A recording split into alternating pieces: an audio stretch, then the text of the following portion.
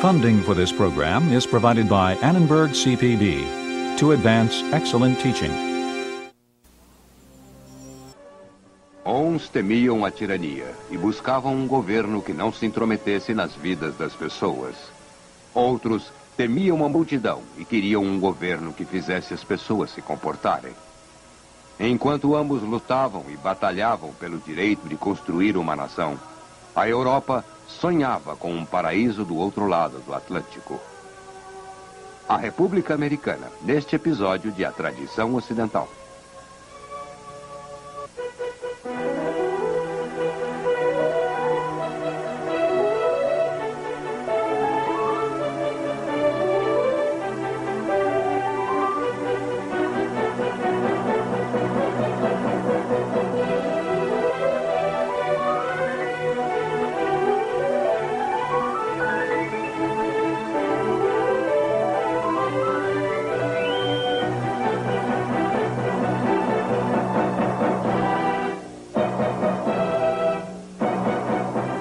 E agora o professor da Universidade da Califórnia, Eugene Weber, em sua jornada através da história da civilização ocidental. Dada a incompetência dos soldados e políticos ingleses na Guerra de Independência Americana, dado o auxílio francês, dado fatores como a distância e uma grande medida de sorte, podemos fornecer algumas explicações sobre como os colonizadores venceram, finalmente. Mas, quando o combate terminou, podemos também ver o desenvolvimento do conflito no solo americano entre moderados e radicais, entre conservadores e estabilizadores, o grupo de mudança em movimento. Era, em essência, uma clássica situação revolucionária depois que a Revolução terminou. Um grupo era composto em grande escala pelos primeiros líderes revolucionários que estavam muito dispostos a ir à guerra para conseguir a independência. Homens como Jefferson ou Richard Henry Lee, da Virgínia. Essas pessoas gostavam dos artigos da Confederação e haviam sido aceitos durante a guerra porque eles eram bem suaves e ineficazes e porque personificavam a convicção de que o maior ganho político da Revolução era a independência dos vários estados. Quanto mais fraca fosse a Confederação, mais independente eram os estados. Quanto mais independentes eram os estados, mais eles gostariam. Os homens que se opuseram a este grupo tinham no total participado mais relutantemente. Homens como Alexander Hamilton ou Robert Livingston, de Nova York. A maioria deles acreditava que uma nova nação deve ter um governo central com o poder de coagir tanto o governo do Estado quanto o cidadão. Eles eram conservadores em sua política, conservadores em seu posicionamento social, homens de princípios e homens de propriedade, cuja propriedade algumas vezes se colocava como um princípio maior. Essas duas tendências, essas duas atitudes, são melhor representadas por duas personalidades: Thomas Jefferson e Alexander Hamilton. Elas estão refletidas em dois documentos: a Declaração da Independência, a proclamação idealista que faz uma revolução, e a Constituição, o documento legalista, que é o produto de compromisso e medo de revoluções posteriores. Obviamente, as duas atitudes estavam em polos opostos.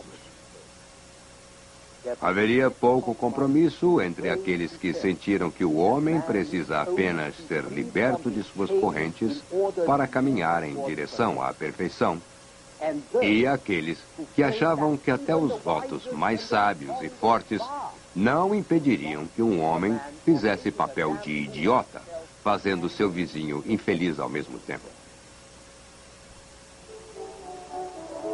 Quando olhavam o futuro, Jefferson e seus seguidores temiam as corrupções do poder. Acreditavam que se o homem fosse salvo da tirania, ele se sairia bem sozinho. Então, eles eram feitos para um governo que fizesse o mínimo possível. Quando Hamilton e seus seguidores olhavam para o futuro, temiam as corrupções da natureza humana. Acreditavam que se um homem fosse salvo de si mesmo, haveria um grande futuro para a sociedade americana. Naturalmente, eram a favor de um governo ativo e intervencionista, que faria com que as coisas acontecessem de modo que deviam acontecer, que fariam as pessoas se comportarem do modo como deveriam se comportar.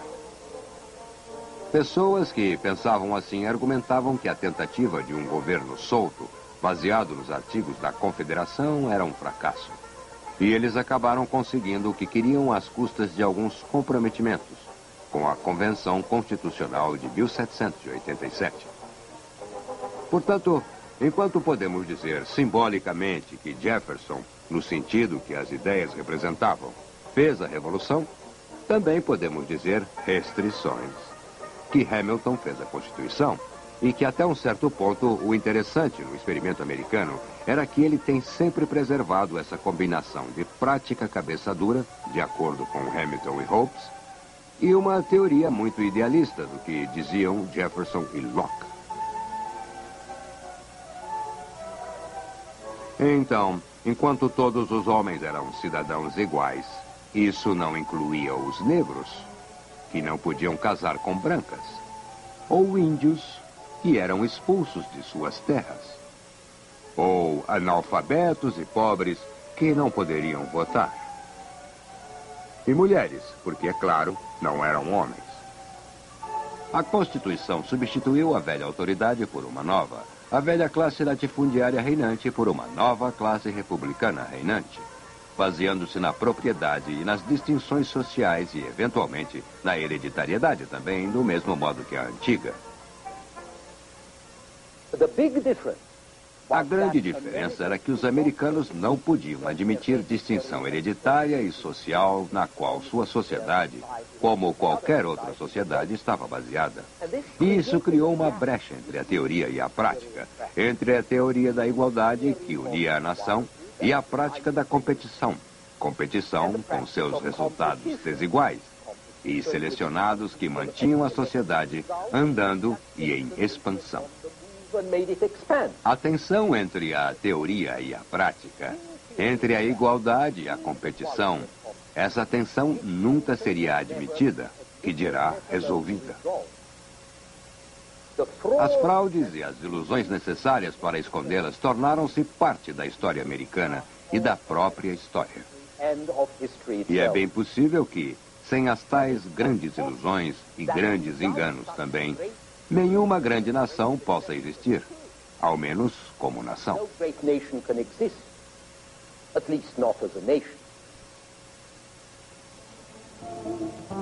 Se olharmos para ver como isso funcionava na prática imediata, daremos uma olhada antes de mais nada na crença no grande destino da nova nação e na convicção geral de que os americanos fariam tudo o que quisessem, sem serem abalados pelas tradições e repressões do velho mundo. Em nenhum outro lugar, esse sentimento era tão forte quanto no próprio velho mundo, pois a América era uma tela na qual a Europa poderia projetar sua própria visão ideal. A Europa estava dividida e inquieta em si mesma. Estava rasgada entre as ideias estabelecidas do status familiar herdado e privilégio e as novas ideias de mérito pessoal. Havia uma demanda crescente por igualdade. Havia uma crescente mobilidade social, mas não suficiente. E isso provocou uma consciência de classe mais atormentada. Ao mesmo tempo, havia um crescente elitismo na Europa, tanto nas burocracias em desenvolvimento, como na reação aristocrática de uma classe que se sentia ameaçada e reagia se afirmando com mais força que antes. Isso conflitava com o desejo vago, mas difundido entre muitas pessoas que estiveram fora do cenário político até aquele momento, o desejo de participar nos assuntos, fazer o bem para a sociedade, ser patriota, agir como cidadão, do modo que pessoas como eles mostraram que era possível nos novos Estados Unidos. Era a América que todos se referiam, da Escócia à Polônia. Algumas vezes com os termos mais irreais, a indiferença ao fato como sendo uma espécie de espelho de sentimentos do autor, do pintor. Um espelho também da distância que transformou o continente americano numa espécie de miragem.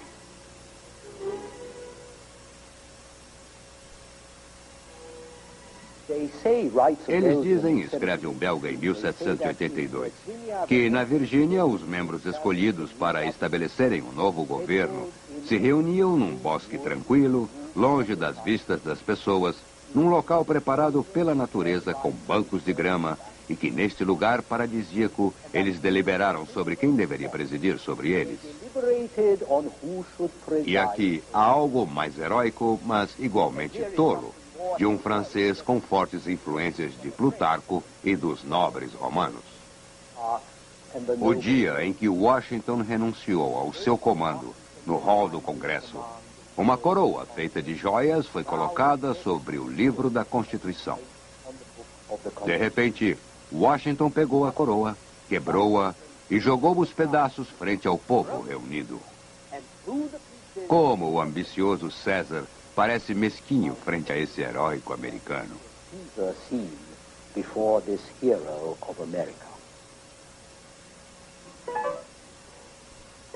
Claro que essa é uma espécie de conto de fadas. Aqui vemos uma versão muito mais provável do evento. Mas sob o artifício literário e a retórica, pode-se achar uma espécie de emigração espiritual. Pode sentir-se o desconforto psicológico dos europeus, a ânsia de viver num país melhor, onde o mérito sólido seria reconhecido, a rejeição moral existente na sociedade europeia, que seria a causa última da revolução na época. Na Europa, nos dizem, o talento pode ser um dom triste e fútil. Mas na América, os mais honestos, os mais verdadeiramente respeitáveis, eram também os maiores e os mais respeitados, sem referência a nascimento ou patente. Na América, não havia as injustiças sociais que pesavam cada vez mais na Europa. Não porque estivessem ficando mais pesadas, mas porque as pessoas estavam se conscientizando delas mais que nunca. Na América, as distinções artificiais foram abolidas. Como colocou um professor alemão em 1776, os americanos são o mais afortunado dos povos em toda a Terra, ao menos entre as nações civilizadas. Eles nem conhecem os nomes de muitos fardos carregados pelos súditos da Europa. O professor não entendia por que metade da Europa não tinha ainda imigrado através do Atlântico. É claro que havia gente, e Jefferson era um deles, que tentava combater as ideias mais absurdas sobre a América que circulavam na Europa. Mas os realistas eram combatidos por aqueles europeus que preferiam sonhos à realidade. E sem dúvida que viam que, se você quisesse afetar a realidade, somente sonhos poderiam oferecer um material verdadeiramente pungente. Deseja, senhor, destruir esse encantamento? Diz um francês em 1786. Homem cruel, ainda que isso fosse uma ilusão, ainda assim a dissiparia. Seria caro para nós. Seria útil em consolar o homem de virtude. E ele poderia ter acrescentado, seria útil também para mostrar o que pode fazer e o que pode conseguir se tentar sua própria revolução. O que havia aqui era uma frustração traduzida numa esperança sem limites. Esse sentimento produziu uma espécie de filosofia da história. A crença em que a Revolução Americana marcou um enorme ponto decisivo em toda a história da raça humana. Um dos papéis públicos americanos mais reverenciados, a nota de $1, tem do seu lado oposto a data de 1776 e a inscrição Novus Ordo Seclorum, que significava que naquele ano decisivo de 1776, não só era uma nova nação que nascia, mas uma nova ordem da sociedade humana, livre dos pecados e loucuras da velha Europa. A prova disso estava no fato que George Washington não se tornou rei, quando a guerra terminou, mas voltou à sua fazenda, no Mount Vernon, o que provou que os republicanos eram homens virtuosos, como os antigos romanos ou como os filósofos iluministas. Quando a Virgínia quis homenagear seu grande herói republicano, contratou o escultor favorito do iluminismo, o francês Rodin. Sua estátua de Washington hoje está no Capitólio do estado da Virgínia, num prédio projetado por Thomas Jefferson. Tom Paine disse o seguinte sobre o novo espírito republicano: o que anteriormente chamávamos de revoluções não passavam de mudanças de pessoas ou alterações de circunstâncias locais. Eles se levantavam e sentiam as coisas, é claro, e nada tinham em sua existência ou em sua crença que poderia influenciar além do que os produziu. Mas o que vemos agora no mundo, pelas revoluções da América e da França, são uma renovação da ordem natural das coisas, um sistema de princípios tão universais quanto a verdade e a existência do homem, e combinando a moral com a felicidade política e a prosperidade nacional.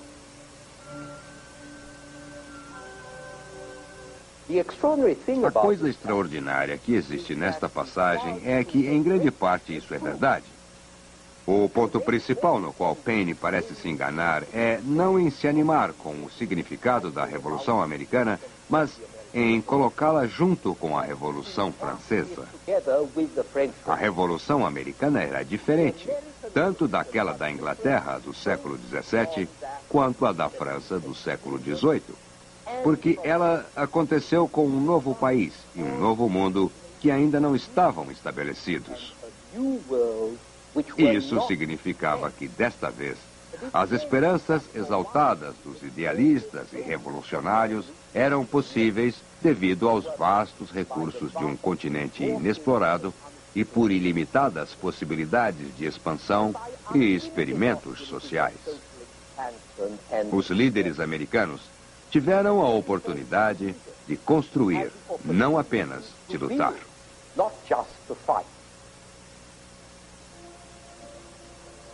Na França do século XVIII, Thomas Jefferson poderia ter juntado declarações e constituições, mas provavelmente teria ido para a guilhotina, como muitos revolucionários franceses. Na América, ele era capaz não só de fazer o grande papel que fez na formulação do pensamento político americano, mas também um papel efetivo como político prático no governo e no desenvolvimento deste país. Quando Jefferson morreu, em 4 de julho de 1826, que era também o cinquentenário da Declaração da Independência, ele deixou instruções precisas quanto ao que deveria ser escrito em seu túmulo. Ele queria que a inscrição dissesse que ele criou a Declaração da Independência, o Estatuto da Virgínia para a Liberdade Religiosa e a Universidade da Virgínia. Essa é uma seleção muito americana, muito século XVIII da América.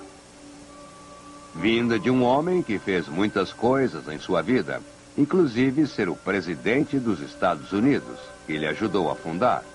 A inclusão de Jefferson no Estatuto para a Liberdade Religiosa é particularmente reveladora.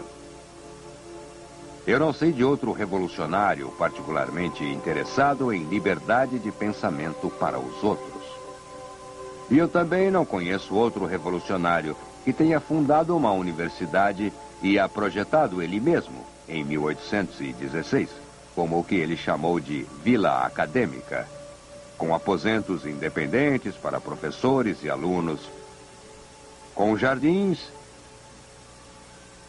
e com um pátio cercado por elegantes prédios neoclássicos, mas abertos de um lado para as montanhas e para a terra. Por outro lado, esse era um homem que achava que uma pequena revolução era boa, vez ou outra, e que escreveu: a árvore da liberdade deve ser refrescada de tempos em tempos com o sangue de patriotas e tiranos. É o esterco natural. Ele escreveu isso em 1787, alguns anos antes da Revolução Francesa ter produzido um bocado de esterco de sangue. Mas ainda assim é notável que esse homem que se tornaria presidente pudesse ser tão sincero. Você se perguntou um dia, à luz do que conhece sobre a política, como Jefferson conseguiu sobreviver e prosperar politicamente por tanto tempo? Foi porque ocasionalmente tinha que engolir o que disse? Ou ainda porque aqui, na América, e somente aqui, seu conceito de democracia, bem como de uma república livre, cujos participantes liberados da servidão econômica e política do velho mundo, livres para explorar os recursos deste novo mundo. Somente aqui, isso tudo não era só um sonho utópico. Esta era uma política prática que poderia agradar e que agradou aos plantadores da Virgínia, aos democratas da Pensilvânia, aos homens nas fronteiras. E ainda mais porque era uma política possível, porque os novos Estados Unidos herdaram, por sua vez, a posição privilegiada de um país que ela derrotou. A América também poderia ser, e até mais, uma ilha como a Inglaterra, ineficiente, pouco governada e extremamente livre. Podia fazer o que bem desejasse, sem muita influência externa.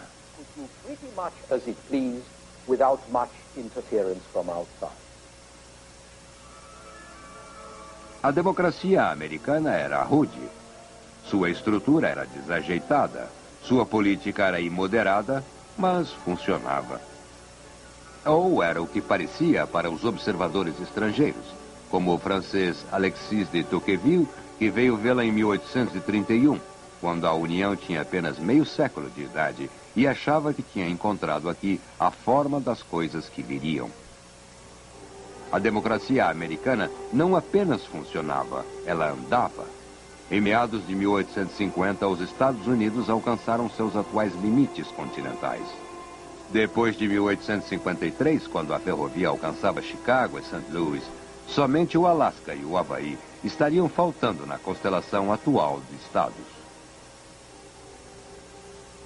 Nesta terra em expansão, onde cada 10º homem ou mulher era um imigrante, um novo nacionalismo tomava forma. Ouvimos por tempo demais as refinadas musas da Europa, escreveu Ralph Waldo Emerson. Andaremos sobre nossos próprios pés, trabalharemos com nossas mãos, falaremos de acordo com nossas próprias convicções. E essas declarações recorrentes de independência também faziam parte da síndrome americana, do que se tornou uma tradição americana. Então, lá estava, por quase 3 séculos, o mundo ocidental esteve ligado à Europa. Agora, uma porção dele estava livre.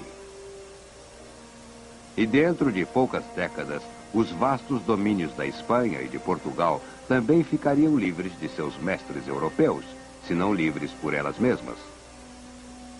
Em abril de 1789, Washington, primeiro presidente da nova república, tomou posse do governo 6 dias antes da inauguração dos Estados Franceses Gerais em Versalhes, em prelúdio para uma revolução bastante diferente. Em 1801, Jefferson foi eleito o 3º presidente dos Estados Unidos. Foi ele que dirigiu o planejamento da capital americana, que recebeu o nome de Washington. Uma cidade que seria baseada em linhas racionais e iluministas, por um francês chamado L'Enfant, cujo projeto imitava os romanos, que servia de modelo para os novos republicanos. Maciça, digna, viril e bastante solene. A arquitetura de Washington deveria refletir o poder das leis elaboradas lá e a solidariedade da nova república. E certamente, havia algo de muito excepcional quanto ao que defendia na época e continua sendo excepcional hoje, quase 2 séculos mais tarde. Jefferson planejou-a bem.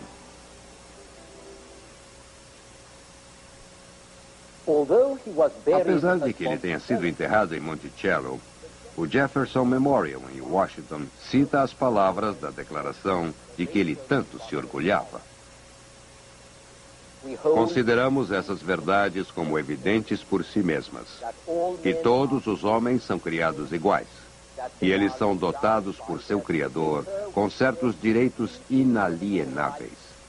Entre eles estão a vida, a liberdade e a busca da felicidade. E para garantir esses direitos, os governos são instituídos entre os homens. Em nosso próximo programa, veremos como essas palavras ecoaram através da Europa, com resultados muito diferentes daqueles que se obteve nos Estados Unidos. Até lá.